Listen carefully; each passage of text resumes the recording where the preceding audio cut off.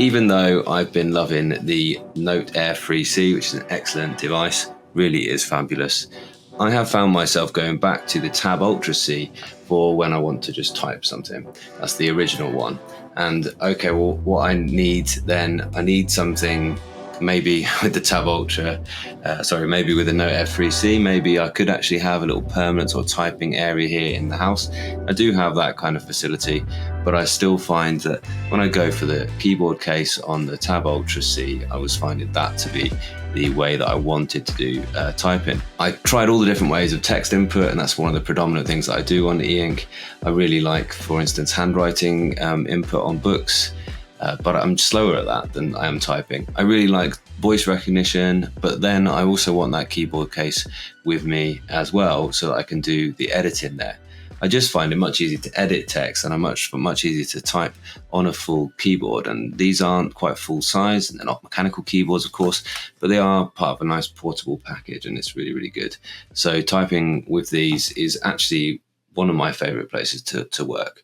I also obviously really like typing on my mechanical keyboard here with the RLCD screen, but more on that in the future. I was typing the full review of the RLCD screen this morning, actually. Somebody in the market for the first Eink tablet, very excited for this video. Thank you very much. All the opinions, all the options out there, gratefully help all these great videos. So that's great. Once again, welcome. And someone says, yeah, there's Amazon affiliate links down in the description as well. Obviously, no pressure. You're very, very welcome just to be an enthusiastic lurker. And I think if you've got a great Eink device already, you don't necessarily need to change to these. But of course, we're all enthusiastic to see where this tech is going. And books are a company that they're small, they're nimble, and they're innovating fast. And what that's meaning is you're getting this kind of rapid turnover of devices, but it doesn't make the previous generation obsolete, in my opinion. That being said, I'm going to look at some comparisons, and you'll be surprised that, there's some interesting comparisons with the performance of this one. So, for example, just to go back to why do I really enjoy the Eink so much? I really enjoy writing in a different kind of settings, the different scenarios. For instance, I really enjoy writing just in the outdoors, in the garden. I really enjoy writing in any situation, essentially, with an Eink tablet. Now, there's some things that I've already noticed about this, which aren't quite as good. It's really interesting that one big difference from the previous generation of Tab Ultra is where the pogo pins are. There's something that's not so good about that as well, is that actually it's therefore, when it's in the case, the keyboard case, it's always connected to the keyboard. So actually you'll find that by using the trackpad, you actually do get not accidental presses, but you get accidental presses of the trackpad when it's folded over in this sort of format. So actually that's not quite as good. So sometimes you'll see the little mouse come up. Can you see that in there? And that's not so good. So actually what you're going to have to get used to, I think, on this device is either pulling it out when it's time to do some sort of note taking. I think that's okay as well.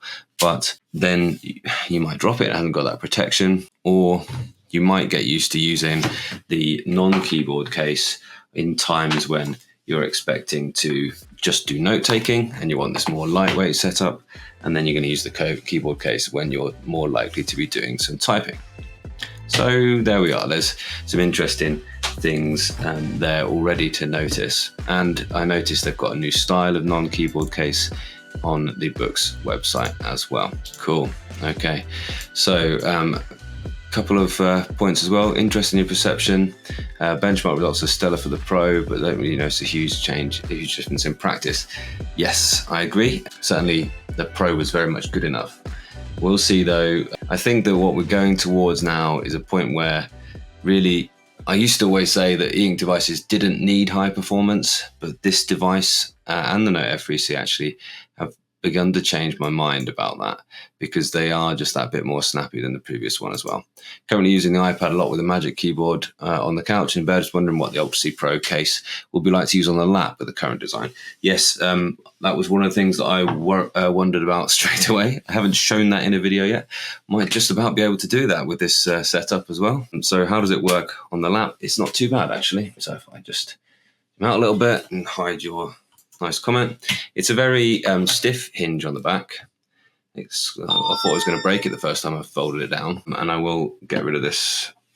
No more reminder now for the shortcuts. It's quite a stiff hinge on the back there, and actually I'm pleasantly surprised that it is possible to work with it on the lap. It's not ideal, okay, but it is certainly possible. You know, as long as you've just got long enough legs to kind of fit it in there, it is possible. I don't think it's going to be as good as the Magic Keyboard case is, though. But how much are those Magic Keyboards? They're like, I don't know, more than 200 of them, £300 each, are they? Something like that. Good devices. Interesting. Not interested in the keyboard case at all. Far rather use my favourite mechanical keyboard. Yeah, absolutely. In my case, still relatively portable. Interesting. What is that? The HHKB Bluetooth in my case. Do I find the trackpad useful? Yes, I have done for text. Now you see that looks really bad there. Hopefully you can see that anyway. But it's only going to really be good in a balanced, fast or ultra fast mode. And now it's usable. Look, let's see if I can click everything actually. Yeah. Okay. So that's looking better now, isn't it? And what I found is that, you know, when you're typing something and you make a mistake, and you can go back to it now by clicking with the mouse, the pointer, the trackpad, and that's just better. It's just closer, easier to get around than that thing is, than touch is. You also do have it within the book's keyboard, the on-screen keyboard. You have this little, you can select and go back and forwards. But now you've got the keyboard. You can do what you're probably used to doing, pressing Shift and swiping along, or Control Shift and doing whole words like so. So I find that really useful. No automatic cap capability. The caps lock now has the little light in it. I know that's one thing, John. I don't know. No, I don't think they're automatic caps, but auto caps are built into software. So if you're using Word, then you've got it straight away there as well. And that's the thing about the Tab Ultra lineup, is you're not purely beholden to the book's software now. You can go ahead and use any software that you want to use. Probably isn't any auto caps in the text if there wasn't one before in the text note. This is the book's text note. Any auto caps here? No, there isn't. But with the on-screen keyboard, you can still use the voice recognition, and it works really, really well. And that does have automatic spelling and punctuation, so that's really quite nice. Okay, cool. I'm going to pause that there. I'm going to talk to you for a bit and I'll let it just type out, and you can watch how well that's working there. I think the race is kind of on to bring us a truly compelling Eink laptop, Eink computer as well. Well, okay, there's the Lenovo's out there as well. Let's see.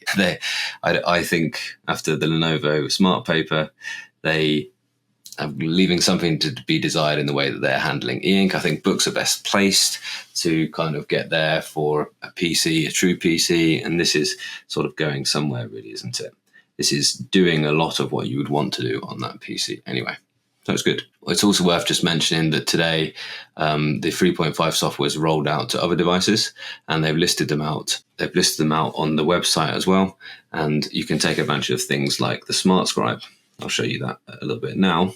Thanks so much, Derek, for joining. I literally just released, just before this live stream, I just released my sort of members only top down footage. So I've used a 4K camera. This obviously live streams only in 1080p. We used a 4K camera to actually bring you some full resolution, footage, so you can see it in action in that crisp stuff there. And brilliant. Can you share the screen to an external monitor or projector? Yes, you can, as long as it takes Mirrorcast. It's just in here, Screencast, just as simple to do as any Android device at all. Yes, you would. It's great for presenting. I've used mine for teaching in my classroom quite a lot. And I really like annotating on the thing and showing it full screen on the screen at the front of the classroom. Great that you have done that as well. And you now have access, therefore, if you're on the Evaluate Everything member tier, to the top-down testing footage that I try to do as quickly as possible each time. The first tier, I've introduced, by the way, a new, less expensive tier, which gives you advanced access. So a lot of my videos I make, and then they stay on my channel, but as unlisted or private and scheduled. So now what you can have access to is you can have access to those scheduled videos before anyone else. And that's a much cheaper tier that I've given there as well. So some of you might like to do that. When I've got really exciting releases like this, I do tend to jump on it and try and get content out as quickly as possible, which is what I've done in the last few days. Okay, I answered in my unboxing video, does it feel faster? Yes, it does. What's the screen feel like? I answered that as well. The screen feel is just like every other Tab Ultra that there has been so far. It is it's not as textured as the Note Air 3C. So if you were looking for that, then this has not got that, although you could easily put a Doodroo or equivalent screen protector on it as well. This is one other thing that I really like about the Note Air line, by the way, is holding the pencil on the side. I don't know why that's important, but it does. Does the new keyboard hinge work well? I made that point. Yes, it's fine. It's not as easy to lap as the last one. And it does have that issue, and now it's always connected. One thing I think books should add by software is they should add that when it's rotated into portrait mode, then it shouldn't take any account of the keyboard. Because as you can see, I'm still using the trackpad here, although it's not in the right orientation to be useful. And accidentally, when I had it folded over, something on my desk must have pressed the C key repeatedly, as you can see there. So I left that on there just to show you as well. You can disable the trackpad, but you can't disable the keyboard. And in any way, that's buried quite deeply within the menus. So there's an issue there. I would think if it's in portrait mode, if you've rotated to portrait either manually or by using the selection, then you aren't going to want to be using the keyboard, are you? So it should be really only when it's in landscape mode that the keyboard is engaged. That's my sort of opinion on that. It's a quick fix for it, really, because now it doesn't disengage when it's like that, which is, it's still quite nice because it doesn't accidentally become disengaged. That's why they've done it, I think. But there's more to go there as well. Cool. No, I haven't once found that I've accidentally pressed that.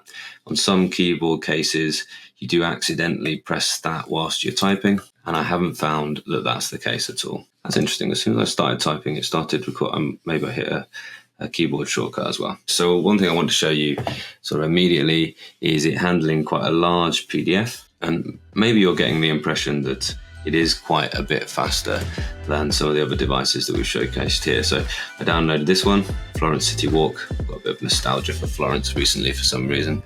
And let's have a look. This is a high resolution PDF, some really high resolution images. It's really, it's handling it really well. It's moving around. It's managing to pan, change pages really quickly. This is the best performing Eink tablet I have used. Not sure which mode I'm in right now. Must be in HD. Let's get you right up to the camera as well. No, John, nobody's asked about dead spots yet. I'm presuming dead spots are a little bit less than on the previous because the magnetic bar isn't right in the middle. But yeah, we should try that out as part of this as well. Because dead spots are frustrating when you get magnetic cases. Celeste, good question, is not going to be as good for reading. It's not much heavier than anything else.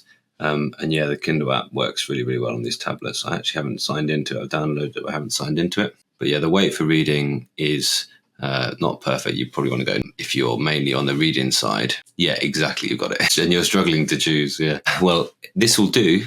This will be absolutely fine. So if you want the keyboard case, then I would say there's more reasons to buy this. And we look at the actual performance comparison. So as you can see, this is looking really quite good and performing very well as well. So what exactly is the mode that I'm in? This has its own sort of mode rather than you don't, in the PDF viewer, you don't choose. The only thing I've turned on is image smoothing, which images always look better with the image smoothing. It just kind of stops it looking blotchy because it's got fewer colors than a full LCD panel screen would have. I personally am an ultra fan. I like the keyboard case. I'd rather have it than have not. They have made a concession to the readers because they have actually sort of, I think it's called chamfering. The edges are slightly less sharp than before. Okay, so there is ever such a slight sort of corner cut off there, which does make it a little bit less difficult to hold. The other difference, by the way, is there are volume rockers now there, which, yeah, they're there. And so if you want to use it with media, then you can. And the smart scanner, the camera essentially just looks slightly different. John, let's look at the dead spots just now then. Why not? So let's go ahead and get a note up here on the Tab Ultra C Pro. And I'll just do my normal kind of writing over. This is with the non-keyboard case. And you can see it's pretty good. There isn't much in the way. There's no clasp here. I don't know if there's a little bit of wobble here, maybe where it's connecting, and here where it's connecting, but it's only a tiny amount if so. But really we're more interested probably in the keyboard case, so let's do that. As I say, it used to be you had these horrible spots in the middle of the screen where the magnetic rail was. And once again, a little bit more of a wobble here over here where there is a clasp now. Pretty well controlled for a magnetic case. Something around here, I think. Yeah, that just must be where a connecting magnet is, I guess. But certainly not as bad as the previous iteration of keyboard case.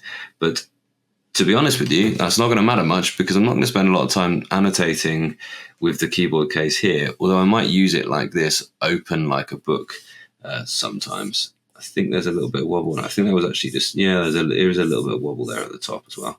So I'd say sort of near the edges, yes, the keyboard case, it has got more of a wobble, but so if you want to draw or anything, you're going to put it into the magnetic case or just take it out.